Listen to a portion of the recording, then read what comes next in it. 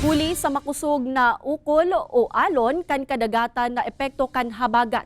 Naglubog ang sarong cargo vessel mantang mabiyahe na kuta na haling Piuduran Albay pasiring sa Claveria Masbate.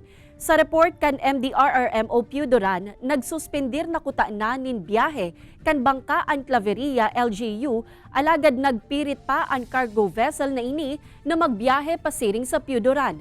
Pahali na kuta na ang lunadang pandagat kan makasabit ini sa boya na pigagamit kan roro.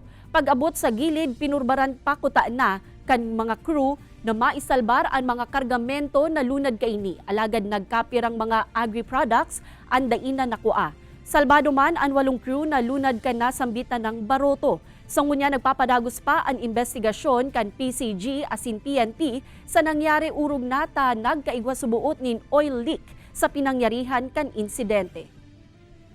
Mga makusog talaga sa okol, makusog sa mga balod, kasi makusog sa paros. Yun ay nagdalagdag na.